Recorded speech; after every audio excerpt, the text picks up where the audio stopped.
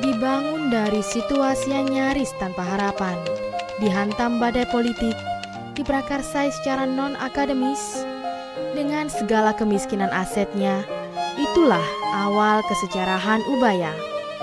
Ubaya yang sekarang merupakan evolusi sekaligus revolusi dari institusi-institusi sebelumnya.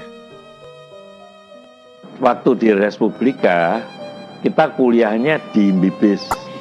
Itu gedung tua milik Yayasan Kematian yang dipinjamkan kepada mereka. Ya, saya kuliah di kampus Bibis di lantai 2. Lantai 1 itu isinya peti mati semua. Jadi kita kuliah itu selalu di malam hari dan agak menyeramkan gitu. Ubaya itu masih di kampung. Karena kita masuknya ke tempat kantor itu masuk ke gang kecil itu loh. Keterbatasan fasilitas ruang kuliah dan laboratorium kampus Bibis menuntut mahasiswa rela menjalani perkuliahan secara nomaden. Kegiatan perkuliahan dan praktikum tersebar di beberapa tempat. Nah, praktikumnya itu di Tambak Sari, juga di antara kuburan-kuburan itu ya. Satu lagi di Banyu Urip, juga sebuah perusahaan bis di Keranggan. Kalau kuliah dengan Prof. Subiono, itu mengambil tempat di gedung pengadilan tinggi. Jadi gedung sidang itulah yang dipakai untuk tempat kuliah. Satu lagi adalah Suryanaga di Jalan Pasar Besar. Itu juga dipinjamkan untuk kuliah. Kadangkala kita kuliah di bioskop Indra.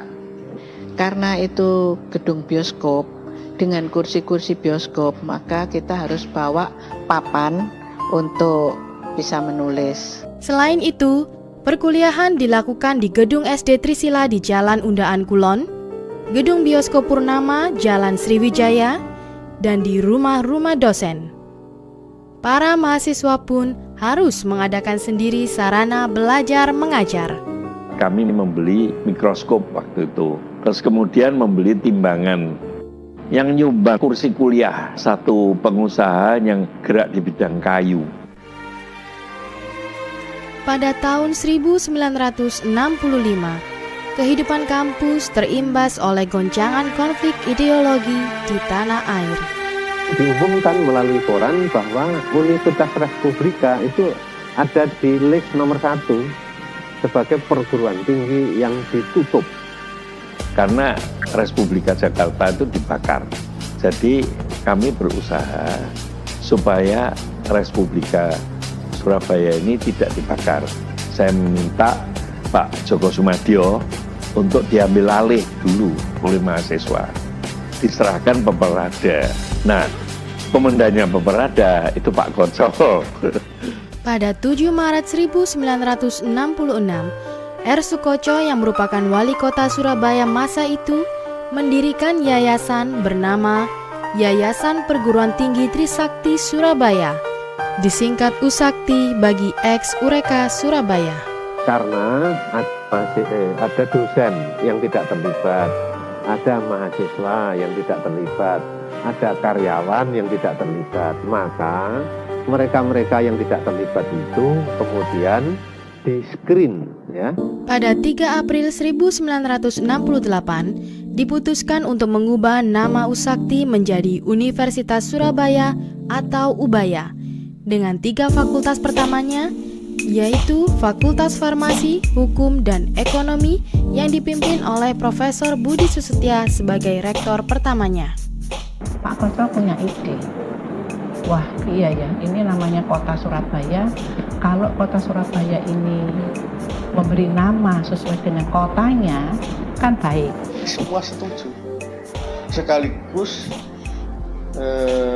dikaitkan sama mimpi mereka. Ini mengharapkan agar supaya kota Surabaya ini mampu mendirikan universitas kota yang para mahasiswanya itu bisa ikut membangun bagaimana kota Surabaya.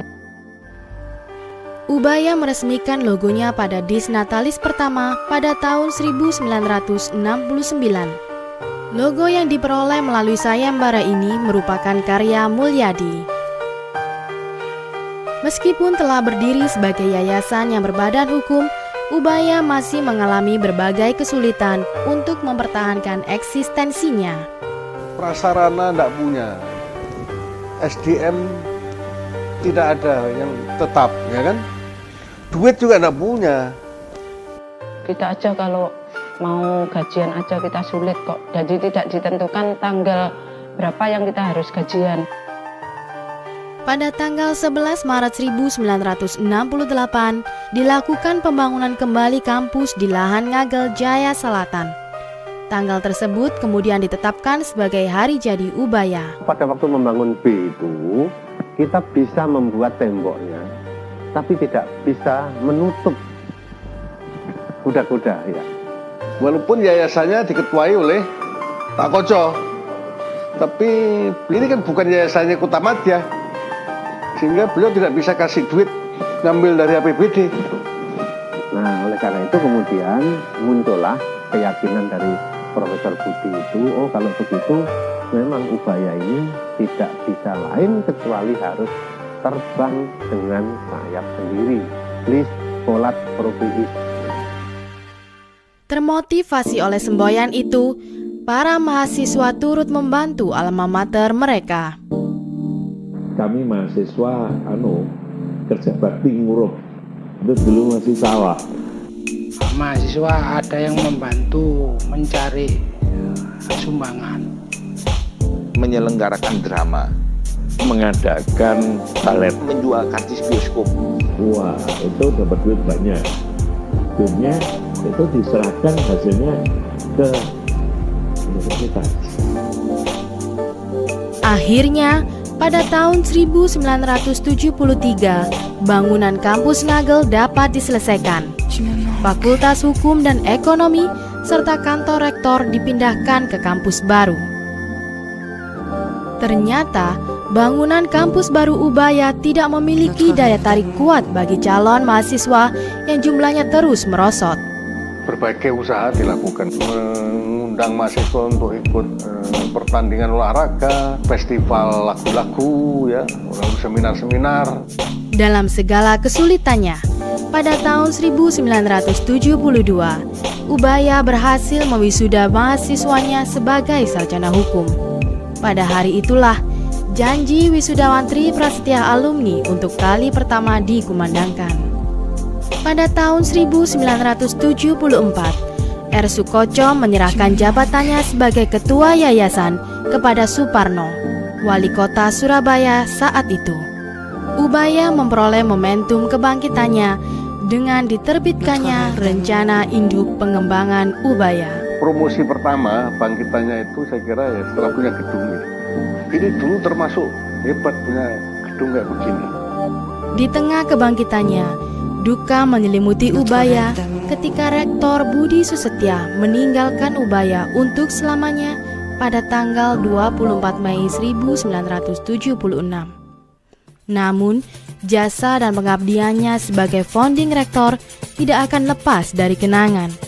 Dari beliaulah, semboyan Ubaya Lis volat propriis ada dan melekat dalam sanubari setiap putra Ubaya. Perlahan tapi pasti, Ubaya bangkit dari keterpurukan. Sepanjang perjalanan waktu, Ubaya terus melakukan peningkatan, baik pembangunan infrastruktur maupun kualitas sumber daya manusianya, serta menambahkan atribut kebanggaannya dengan himne Ubaya yang diciptakan oleh Hendro Sutrisno.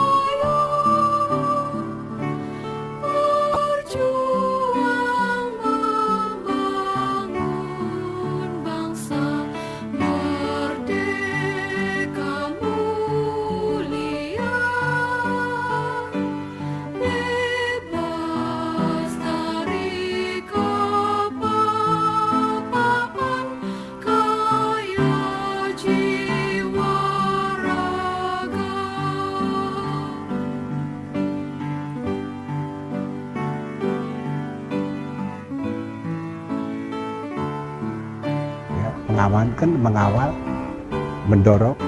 Itu semangat Pak Koco sebagai pendiri yang mengawali semangat integritas. Yang tidak lagi membedakan agama, ras, suku. Saya sangat terharu ya melihat perkembangan ubaya yang pesat sampai sekarang. Kalau sekarang sudah di atas, untuk jatuh itu mudah. Jangan sampai jatuh, peliharalah ubaya ini. Jadi kemajuan ubaya jangan hanya dilihat secara linear melihat ke belakang, tapi juga harus melihat ke samping.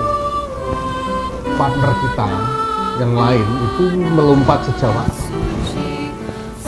Masyarakat kebutuhannya melompat sejauh apa itu Adalah bahwa ubaya ini harus menjadi perguruan tinggi yang diandalkan oleh bangsa Indonesia.